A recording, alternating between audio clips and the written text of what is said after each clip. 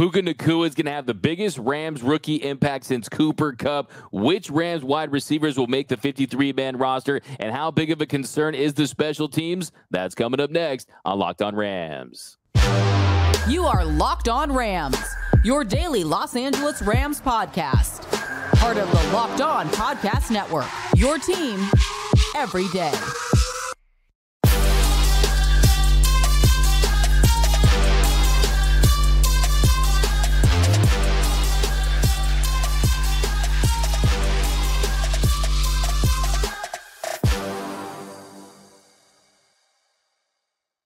What is up, Ramley, and welcome to another episode of Locked On Rams, your daily podcast covering your two-time Super Bowl champion Los Angeles Rams. Free and available wherever you get your podcast. Locked On Rams, part of Locked On Podcast Network, your team every day. We're also available over on YouTube, so if you haven't yet, subscribe to the Locked On Rams YouTube channel. Do us a favor and hit that subscribe button, hit that notification bell, hit that like button, and let us know, how high are you on Puka Nacua? My name is Doug McCain. My friends call me D-Mac. You can follow me on Twitter and Instagram at DMac_LA. I've been covering LA sports for over a decade, the Lakers for SI, the Dodgers for Dodgers Nation, now the Rams for Locked On. And as always, I'm joined by the Rams pre-half and post-game show host for the Rams flagship radio station, ESPN 710 LA. He's entering his 8th season covering the team, the People's Champ, Mr. Travis Rogers. You can follow him at Travis Rogers. He's the Cooper Kupp to my Puka Nacua. Now, are you ready to talk about Puka Nacua today, Mr. Travis Rogers? I am. I was incredibly impressed, and I'm ready to get into it. That's where we have to start today. And later we're going to talk about who's going to make this wide receivers room as far as the 53-man roster. The special teams is an issue. But first, let's continue our big takeaways from the Rams' first preseason game of the year. And it starts with Puka Nacua. And right off the bat, I think Puka Nacua is going to have a meaningful year. I think he's going to be a meaningful contributor to this team. I think he's going to have the biggest impact on the Rams offense for a rookie since Cooper Kupp in 2018. I think that's a great call. I really do. I think that he has the potential to be a real impact player in a relatively short period of time. I don't think he's going to be the number 3 wide receiver to start the season. But D-Mac, I don't think it's a stretch to say by week 3 or 4 if he wouldn't be in that 3rd spot. The Cooper Kupp is obviously going to hold down the number 1 spot. Van Jefferson is going to be your number 2 wide receiver. But I would not be even remotely surprised if by the time we get into that Cincinnati game or beyond, Cincinnati in week 3, Indy in week 4, where Puka Nacua is your number 3 wide receiver. He looks like an NFL player. He does all of the things that you need from that position. He's a willing blocker. He can run the football. He's a big, strong guy. You can use him in goal line situations. He seems to have a real good nose for what's going on out there. He's just so much more multifaceted than a player like Tutu Atwell. I really think the Rams found something here. This could be another great addition to the Rams offense. I'm incredibly excited about it. And you say multifaceted, I think it goes beyond just what he does on the field. I think he checks off box after box after box. What he does on the field as a physical receiver and get you contested catches. We've heard the comparisons with Robert Woods, use him in the fly sweep and use him in that role. But I think, too, just from a maturity standpoint, a guy that feels like he's been in the league for 2 or 3 years. He does not feel like a rookie. He feels like a seasoned vet. Also feels like he was born to be a Ram, born to wear those horns, born to really play that role in this offense. And I like what Sean McVay had to say. He said he's physical, tough, fearless. He did a great job. I'm a huge fan of his. I also like the fact that he gave him a little flack for calling fair catch on that punt return. Yeah, look, that Brandon Powell has really been the only person they've had in the special teams area. I know that we're going to talk about that coming up a little bit. That's been able to be a threat on punt return. So maybe Nacua can fill that role. I like what you said. This just feels like somebody that's way ahead of the game. I want to go back to what you said a second ago, where, this could be, maybe he's not going to be a Cooper Kupp level player. Maybe he is. I would be surprised if he's that good. But I remember the camp where Cooper Kupp came in, and listening to the teammates, listening to the coaching staff, listening to Sean McVay say, no, you don't get it. This guy's not good for a rookie. This guy is a good player, full stop. This guy understands what we're doing schematically, like he's been here 10 years. He's getting other guys lined up. Now, this isn't what Puka Nacua is doing necessarily, but what he is somebody that loves to play football like Cooper Kupp. When I interviewed him coming off the field last Tuesday, a week ago today, on the last day of Rams camp, They just finished up a practice. He's covered in grass stains. He's got a bloody elbow, and his sweat's running down his face. Dude's got a huge smile on his face. It's just he loves playing football. He likes doing the things that a lot of football players maybe don't love doing. And I'm incredibly excited to see what he could bring, because there's going to be nothing if not opportunities on this Rams team. And it seems like he's already put himself in a position to be at the front of the list to take those opportunities.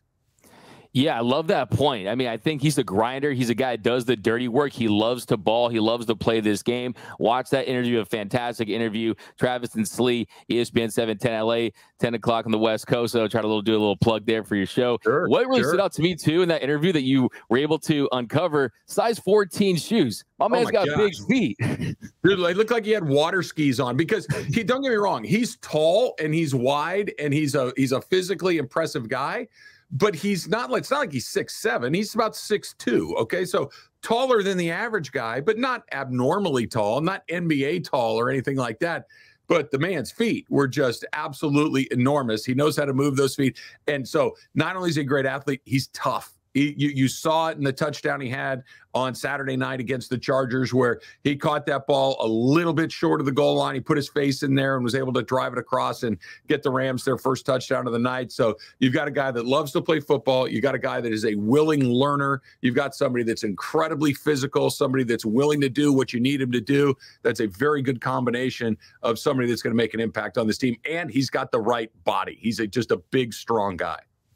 Yeah, that to me is what stands out the most. It's, yes, he's 6'2", but it's the way it's distributed, right? He's strong, he's physical. I think the plays that stood out for me, the touchdown was nice. I mean, he played the first half, he finished with 3 catches for 32 yards and scored the Rams' first touchdown of the preseason. You saw he carried that ball on the sideline. He's going to keep that and put it in his trophy room one day. But really the play that stood out to me, though, was 6:56 left to go in the second quarter, 3rd and 6, an impressive release. He gets into his route, no wasted motion. He picks up that first down, and he's so strong. He's getting 2-3 yards at the end because of that strength, because of that physicality. And if you look at that footwork there on those size 14 hush puppies, it was impressive. I mean, that was a dirty release out there. He had his defender on skates. And I think that's what you see. To me, those are the comparisons when you look at this Rams organization, guys like Cooper Kupp, who, by the way, has said that Nacua is pretty special. It's the route running. It's the no wasted motion, because let's not act like he's some burn, like he's a 4-3 guy or anything like that. But it's just combining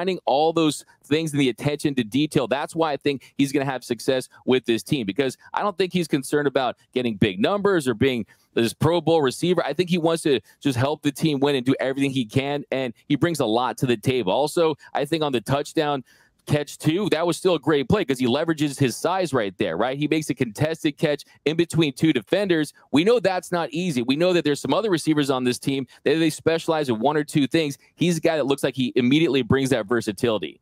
Bingo. You took the words right out of my mouth, D-Mac, that all of the things that you just talked about are true, but what I like most about it is all of the different things that you mentioned. And I look, my hand's in the air. Okay. I am not the world's biggest Tutu Atwell fan. I'm just not. I'm skeptical. But what Tutu Atwell is he is a one-trick guy. He is a home run hitter. He can burn. He can absolutely fly. What else can you give me? What else do you bring to the table? What else can I do to try to draw some defenders away from some of my other guys? If I'm only worried about one thing, that's relatively easy to defend. Puka Nacua might not have that high-end speed. He might not have that ability to just run past everybody on the defense, but he brings just about every other skill set to the table, and that's why I think you're going to see him in that opportunity or in that position as that 3rd wide receiver sooner than later, because Sean McVay likes guys that can do multiple things. Cooper Kupp could do multiple things. Robert Woods could do multiple things. Even Odell Beckham Jr., they asked him to do a lot of different things. He was able to do a lot of different things. Atwell does not. Nacua does. And I think that's why you're going to see that change relatively soon in the season. Yeah, and you hear this name, Robert Woods. I kind of want to get your take on that. Of course, they both wear 17. He's a lot bigger than Robert Woods. You know, I get it that it's the number, and he'll block, he can run the ball and all these things. But, you know, I've been around Robert Woods too, and Robert Woods isn't a small player, but dude didn't look like that. and I'm not even talking about like the stats on the back of the football card, that maybe those are kind of similar, but it just seems that Nacua is put together in a very different way. Yeah, that's definitely a great point. I think you look at their size. Puka is bigger. He's 6'2", 205. Woods, 6 feet, 195 pounds. I think it's more just the usage, right? The role can be used in the run game, can be used on the outside. Occasionally, you're going to see him as a blocker, a big physical guy. But I will say it's eerie when you look at their combine numbers. I mean, Woods ran a 4.5. Nacua ran a 4.57. Woods, 15 reps. Nacua, 14 reps. Look at the vertical. You look at the 3-cone drill. You look at the shuttle. All those times are so similar. It feels almost like they went to a lab and they said, okay, let's create a little bigger version of Robert Woods that's a little less fast, that can play that role in this offense, and let's go and find that guy. It just kind of feels that's like what they did in this role. But I'm very excited about him. I think that this receivers room that we're going to talk about in a second here, they look pretty deep. They look pretty deep. They have some veterans. You have some young talent. There's going to be a lot of competition in that wide receivers room, and we're going to talk about that next on Locked On Rams. Our partners at eBay Motors have teamed up with Locked On Fantasy Football host Vinny Eiler to bring you some of the best fantasy picks each and every week all season long. So whether you're prepping for a draft or scouting the waiver wire, every week we're going to provide you with players that are guaranteed to fit on your roster. So with draft prep underway for the upcoming season, let's see who Vinny has picked out for us on this week's eBay's Guaranteed Fit Fantasy Picks of the Week. If you are looking for a safe quarterback to take as a starter late after you wait on the position, then you can ride with the Cowboys' Dak Prescott, who, when healthy and getting enough volume, always comes through as a great fit in fantasy lineups. Prescott will be more efficient in the new offense under Mike McCarthy, and his weapons have been rebooted more to his liking with guys like former Ram Brandon Cooks. Dallas also won't be nearly as run-heavy, restoring Prescott's solid numbers through the air. Vinny Eiler from Locked On Fantasy Football is going to help you win your fantasy championship. And with eBay Motors, knows a championship team is about each player being a perfect fit. And of course, that is same with your vehicle. With eBay's Guaranteed Fit and over 122 million parts and accessories for your vehicle right at your fingertips, you can make sure your ride stays running smoothly. Air filters, brakes, batteries, taillights, alternators, shocks, struts, you name it, eBay Motors has it. And they'll make sure it's the right fit for your car, because eBay Guaranteed Fit helps you understand exactly what part you need for your vehicle the first time. So go forth, switch gears, crank that AC, and say goodbye to sweating if your ride needs a little fixing up, because now you'll always be set up for success from the get-go with eBay Guaranteed Fit. Everything your vehicle is calling for is just a click away. From the parts and accessories that fit your vehicle, just look for the green check. Get the right parts, the right fit, and the right prices at ebaymotors.com. Let's ride. eBay Guaranteed Fit, only available to U.S. customers. Eligible items only. Exclusions apply.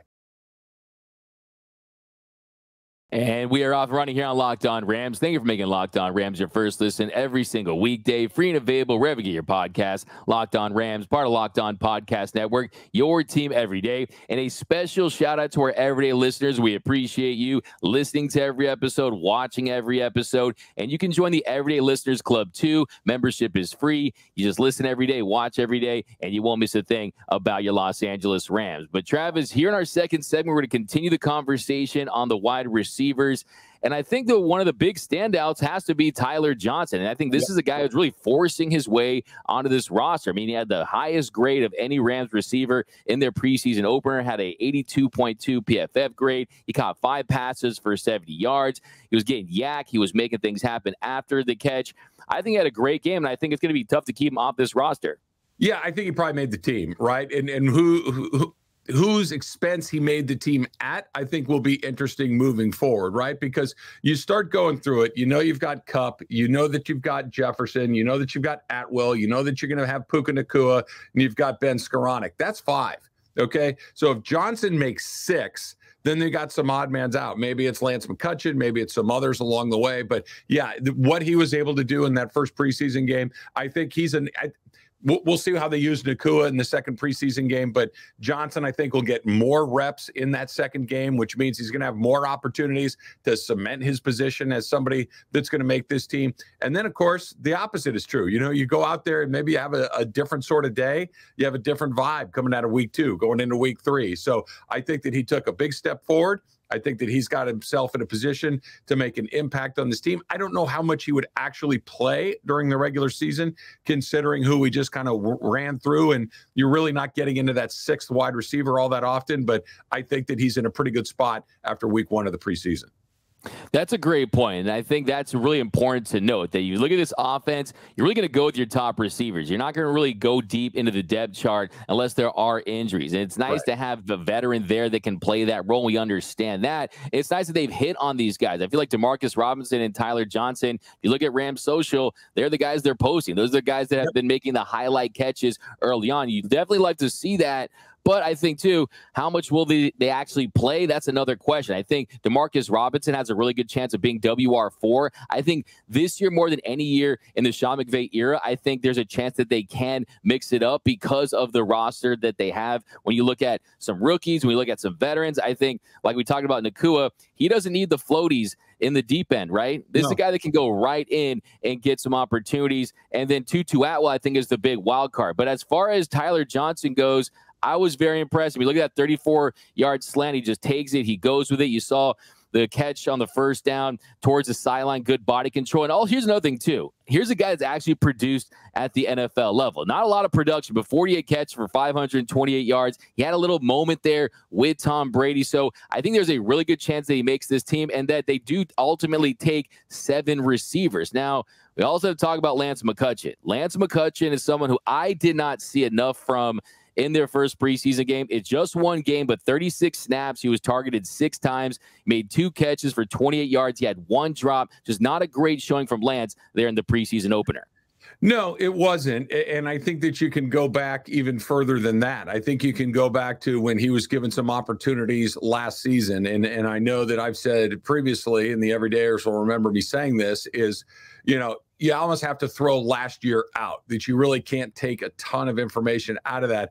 I'm not sure that McCutcheon isn't the exception to the rule, because when he was given opportunities, when he was put out on that field, it did not look like it looked during the preseason a year ago. That a year ago, there were 2 players that kind of made you go, oh, okay, that's kind of interesting. It was Bryce Perkins and it was Lance McCutcheon.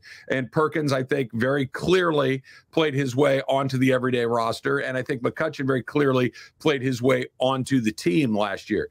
It did not feel like that on Saturday night. It did not feel, and it's a math equation, right? It's how many opportunities are you going to get relative to the position? How deep are you at one spot relative to another spot? Rams are deep at wide receiver. You know, maybe they're a little top heavy with Cooper Kupp and what comes after that, but 2 through 6, 7 are all kind of throw them in a basket and see what comes out. There are some, you know, Puka, I know we spent some time talking about in the upside there. I'm a big fan. I'm excited to see what he brings, but you better separate during practice. You better separate during some of these preseason games, or you're not going to be around here very long, because the gap between that second guy and the 7th guy is not huge. That is a great point. I mean, you look at the margins. You don't get very many opportunities in practice in these games. I'm pretty good at reading body language. I fancy myself as a body language reading expert. And Lance McCutcheon did not look very thrilled with his performance out there. He didn't look like he felt like he had a good game. And you mentioned it. You need to take advantage of every opportunity you get. Like B. Rabbit said in 8 Mile, one shot, do not miss your chance to blow, right? And I think if you're Lance McCutcheon, you had that shot last year when you got an opportunity after having a great preseason. You look like an MVP in the preseason. Then when you got your opportunity in the regular season, you struggled to get separation. You struggled to make plays. In this league, you don't get very many opportunities unless you have elite physical tools, right? Elite speed, elite physicality. He does some things really good, but he just hasn't put it all together. And I think with the depth of this wide receiver room, I think he could be the odd man out. I also want to get your take on Austin Trammell, because I've always been impressed with Trammell. He had 4 catches, 36 yards. I think one of Bennett's best throws was from the pocket. By the way, I love seeing Bennett bounce around and expand the play, but I think from the pocket, he made some impressive throws, and one of those was to Austin Trammell at a 67.4 PFF grade, runs good routes, can get some separation, can be a contributor as a returner. I think he's ahead of McCutcheon. Yeah, I do too, because he can play special teams, right? Like you just mentioned, that this is somebody that had a little experience on special teams last year. And Yeah, look, I'll be honest. I remember sitting in the press box last year when we were, going through that 5-12 season, and guys were dropping like flies, and every week it seemed like another named player was shut down for the season. And it was one of those years where you're just kind of, okay, all right, what's the next thing that's going to happen? And I forget which game it was specifically, but when Austin Trammell made his debut, the pass gets caught, and Kirk Morrison, who I do the pre and post with, and who I sit next to in the press box, we look at our card with all the players listed on it and go, who? Trammell? What? And it was just, neither one of us knew who he was or where he'd come from. So he kind of came out of nowhere. He's going to get a chance this year. And I think you can put Trammell, I think you can put McCutcheon, maybe one or two other guys in that last spot. There's probably 3-4 guys competing for 1 or 2 spots. And he's got a chance like everyone else does. And look, for the first time in forever, the Rams preseason is interesting for all the reasons that we're talking about. I think it's not going to be based exclusively on how they perform in these preseason games, but it's certainly going to be a part of it. Also, how much they know in film study, how much they do in practice, how they match up against some other guys, and of course, who can play special teams better than some others. But I think that is one of the most interesting position battles on the whole field. I think Kupp, Jefferson, Atwell, Skoranek, and Nacua, those 5, I think, are locked in. Beyond that, it's dogfight. It's going to be really interesting to see who gets those last, the last spot, maybe the last 2 spots. I agree with you. Those are the locks, 100%. I think it was interesting to see how much Sko played Ben Skoranek. Yeah. Does that indicate something about where he's at on the depth chart? I feel like Nacua is the new kid at school, right? Sko's kind of falling down a little bit. Those 2 last roster spots, I think, go to DeMarcus Robinson and Tyler Johnson. I think they go with the veterans because they perform, because they've earned it. I agree with you. This has been the most intriguing preseason as a Rams fan that I can remember. Hey, I'm going to get this preseason as a box set and just watch and keep it. I mean, that's how much these games mean to me compared to years. What? Do we still have box sets? Is that a thing that still exists? I'm going to get custom. I'll get custom. You're going to make them yourself. Yeah, I'll make it myself. I'll find a way. But yeah, it's going to be a very interesting wide receivers room. I think we still need to see something from Tutu. That's going to be the big question as far as the number 3 guy. Van Jefferson, is he a true wide receiver too? But I will say at the end of the day, my big takeaway is that this wide receivers room, they're pretty deep. And you got some speed. You got some guys that bring some dynamic elements that we didn't see last year. And really, it's going to come down to the emergence of Puka Nacua, the emergence of Tutu Atwell. Can Van Jefferson establish himself as a true wide receiver too? By the way, would you shave your beard like Cooper Kupp? How you feel about that? Well, I don't have like the full like Grizzly Adams thing going, the one that's super hot. I'm a little shorter. I keep it a little neater. That he took it down. He looks a little better to me. I'm relatively new to the beard game, only a couple of years, so you could talk me out of it. I could take it down. Maybe I'll surprise you one morning. Yeah, his shaved beard would take me like 3 weeks to get there, maybe 3 months. But hey, man, it was very interesting to see. He looked like he was like 10 years younger, but I barely recognized him at first. When I saw him, I'm like, is that Kupp? Yeah, I guess, because he didn't have a jersey on, and I was waiting for the beard. He caught me by surprise. Yeah, you got Rams wide receivers showing out. It's going to be a competition to the very end, but I think we have a pretty clear picture of who those wide receivers are going to be. But coming up in our final segment here on Locked On Rams, the special teams did not perform well in the preseason opener. How big of a concern is it? That's coming up next on Locked On Rams. And welcome back to Locked On Rams. Thank you for making Locked On Rams your first listen every single weekday. Free and available wherever you get your podcast. Locked On Rams, part of Locked On Podcast Network, your team every day. And one more reminder, if you haven't yet, be sure to subscribe to the Locked On Rams YouTube channel. Trying to get to 8,000 subscribers before the season begins. So do us a favor, hit that subscribe button, hit that notification bell, hit that like button, and let us know how big of a concern is it for you that the Rams special teams unit did not perform well. You have a ton of rookies, because that is what we're getting into in this final segment, because it wasn't pretty and it was to be expected. Some growing pains, a necessary evil. Anytime you throw out all these rookies as far as special team units go, you're probably not going to have the best day. But I think we'll start with the kicking. I mean, Tanner Brown, he badly missed that 46-yard field goal. They allowed that 80-yard punt return, but Tanner Brown is someone that has never missed a kick under 50 yards during training camp. Is that something, nothing, or everything for you? How concerned are you, Travis, about the kicking game right now? I could give a rip how many you make in practice. I don't care. I do not. I don't care if you're making 65 yarders at a 95% clip in practice.